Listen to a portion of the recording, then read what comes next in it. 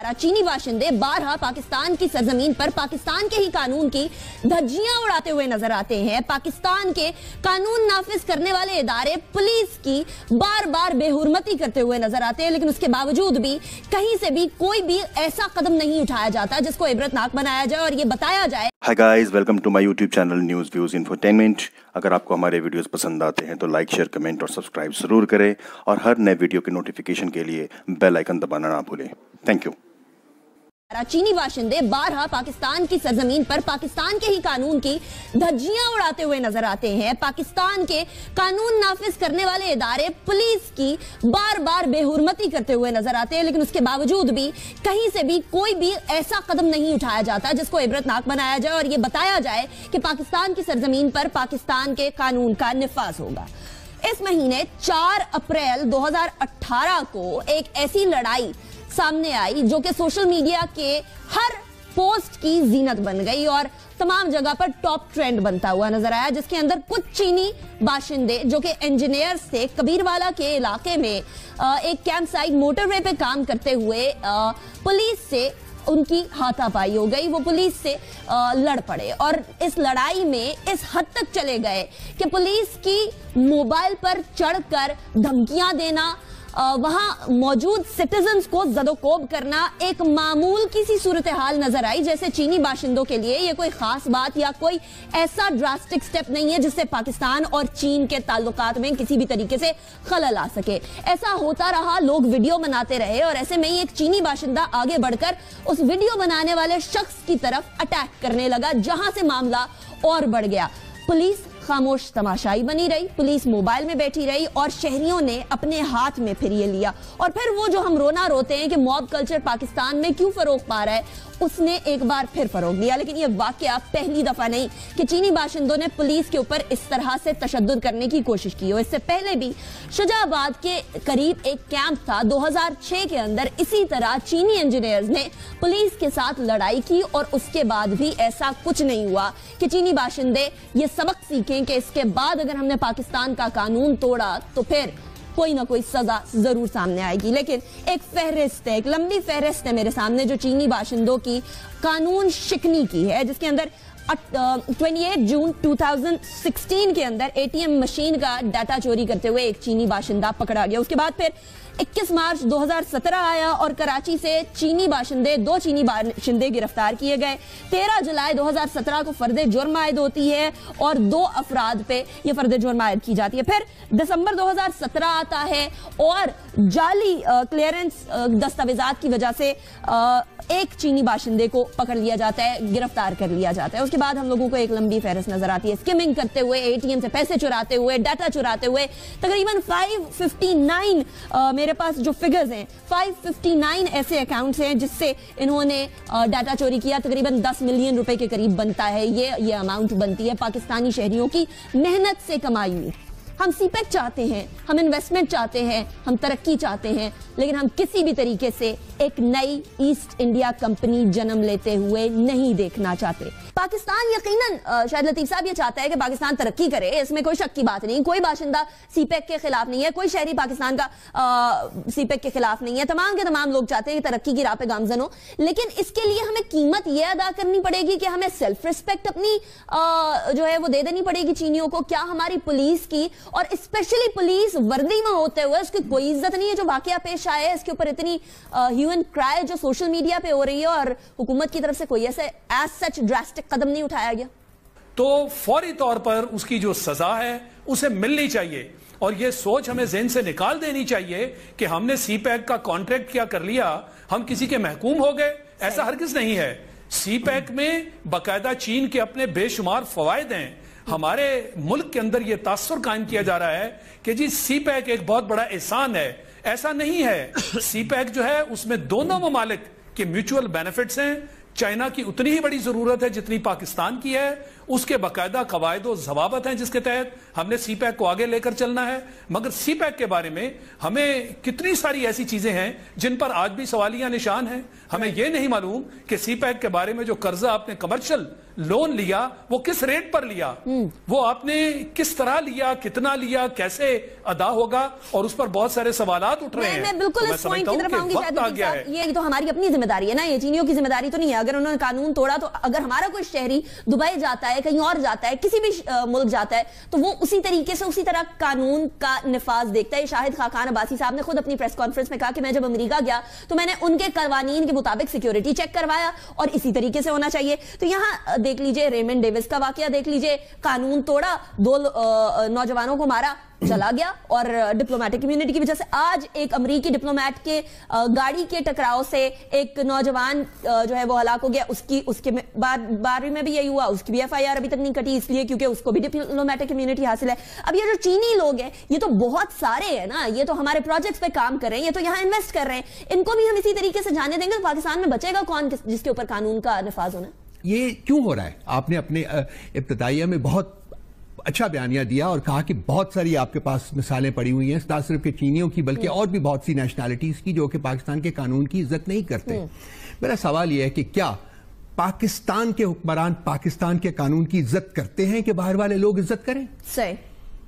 हम आज इस वक्त इस मौके के ऊपर जिस तरीके से हमारी रूलिंग एलीट पाकिस्तान के कवानीन की बरसरेआम धज्जियां उड़ा रही है, पाकिस्तान के उन इंस्टीट्यूशंस को अपनी तनकीद का निशाना बना रही हैं जो कि कानून के रखवाले हैं, उसके बाद क्या हम उम्मीद कर सकते हैं कि जो बाहर के लोग यहां आते हैं वो उस कानून की रिस्पेक्ट करेंगे, इज्जत करेंगे? सही। और वो क्यों करें जब हम खुद नहीं करते? तीसरी बात, ज़हनियत। हम लोग गुलामी से निकल तो आए हैं लेकिन सिर्फ बराए नाम निकले हैं। आज तक हमारी ज़हनियत जो है वो गुलामाना है, और उस गुलामाना ज़हनियत की जो परपेचुएशन हुई है वो इसलिए हुई है कि हम रीजनली और इंटरनेशनली टोटली आइसोलेटेड हैं इस वक्त। मैं शायद लतीफ साहब की बसत इज्जत इस बात से एग्री नहीं करता जो कि उन्होंने फरमाई थी। पाकिस्तान इस वक्त आइसोलेटेड है और पाकिस्तान टोटली डिपेंडेंट है चीन के ऊपर।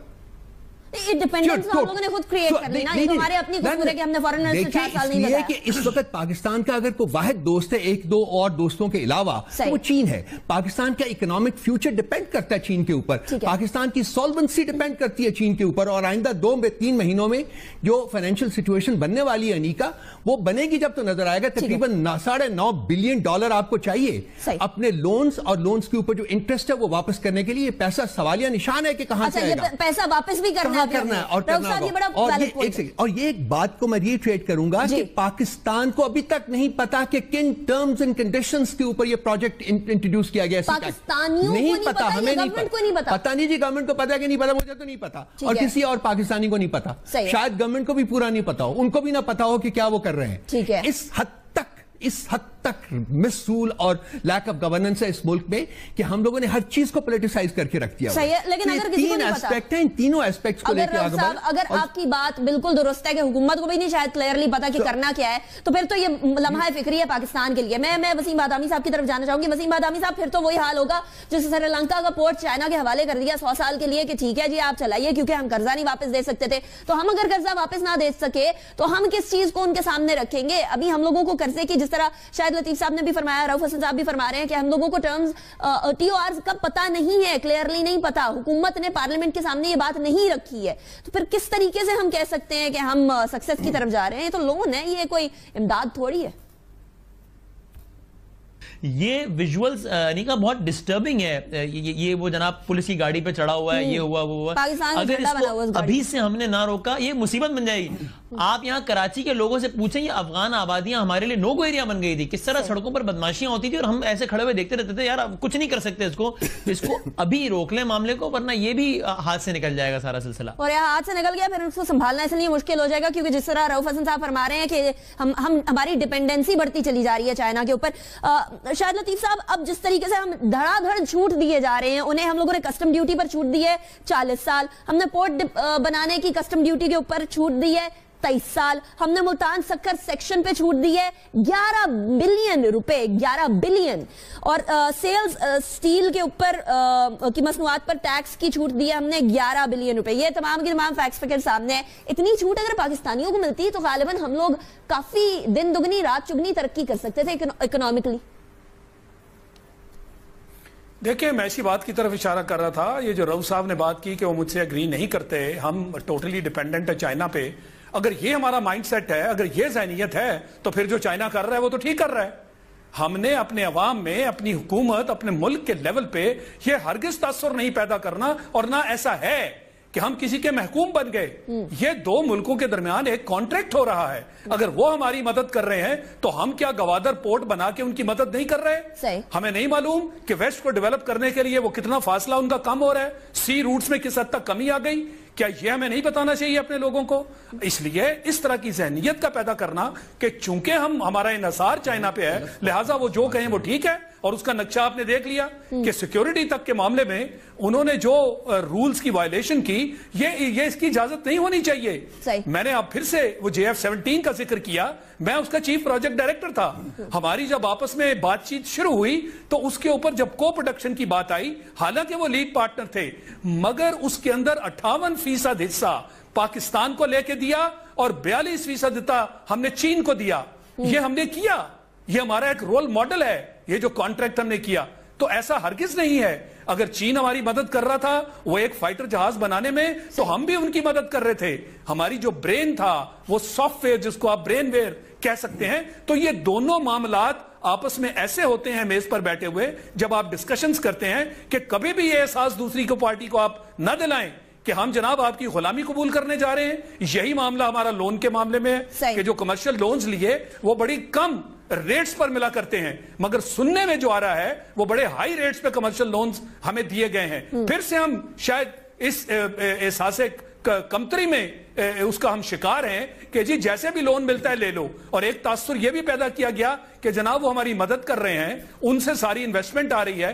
یعنی اپنی ساری چیزوں پر ہم نے خود سے ایک طرح سے کور ڈالا ہوا ہے اور اس کو دنیا کے سامنے آنے نہیں دے رہے. تو پھر ایسے ہوگا جو آپ کرنے جا رہے ہیں, اور آئندہ آنے والے دنوں میں وہ جو آپ نے سری لنکا کی مثال دی وہ آپ کے سامنے ہے. ہمیں ہر وہ چیز جو کانٹریکٹ میں لکھی ہے ہم نے اس کا پاس رکھنا ہے, اور دونوں ملک جو ہیں وہ ایکول لیول پہ رہ کے ہم نے ایک دوسرے کو ٹریٹ کرنا ہے. یہ کبھی بھی احساس نہیں ہم دے سکتے کہ جناب ہم کسی دوسری پوزیشن میں ہیں. شاید چائنا جو ہے ہمیں اس کی ضرورت ہے, لیکن کیا ہماری ضرورت بھی چائنا کو نہیں ہے؟ کیا ہم اس بات پہ گھٹنے ٹیک سکتے ہیں کہ وہ ہمارے وردی کے اندر موجود پولیس والوں کو اس طرح زد و کوب کرنے کی کوشش کریں, اور وہ پولیس والے جو ان کی اپنی سیکیورٹی پہ مامور ہیں؟ دیکھیے یہ بالکل اجازت نہیں دی جا سکتی جو کہ وہ ہمارے قوانین کی دھجیاں بکھیریں جس طریقے سے اس ویڈیو میں نظر آ رہا ہے. یہ میں نے اس میں اپنے میں کہا تھا, اور لیکن میں نے اس کے ساتھ ساتھ 2 پرووائزرز لگائے تھے کہ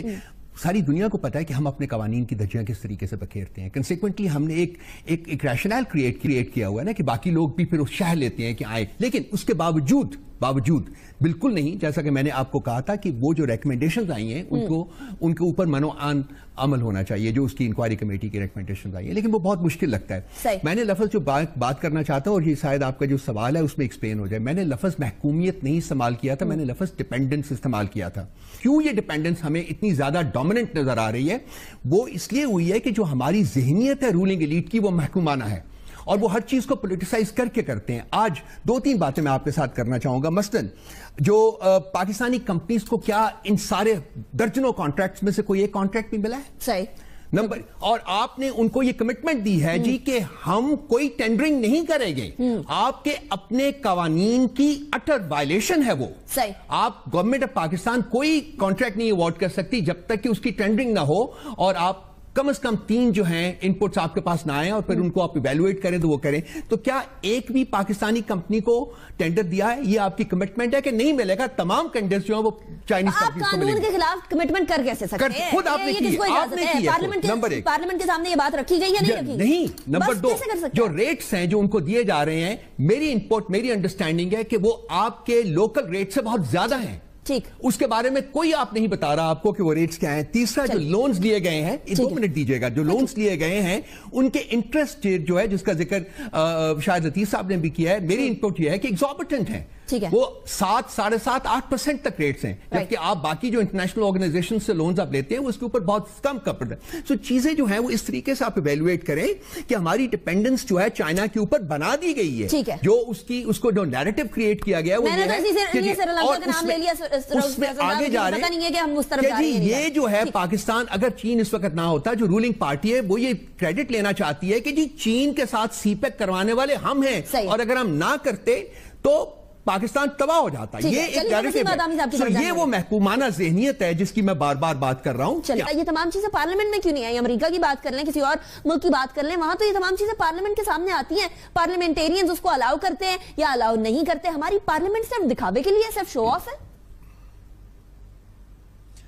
سب سے بڑی پرابلم یہ ہے نا کہ ہمیں اب یہ اس کا تعلق ہماری داخلی سیاست سے بن جاتا ہے, اگرچہ ہم بات چائنا کے کانٹیکس میں کر رہے ہیں, لیکن اس سوال کے جواب میں مجھے یہی کہنا پڑے گا کہ ہمیں ووٹ کو تقدس دو, پارلیمان کو عزت دو. پارلیمان کو عزت دینا کب یاد آتی ہے؟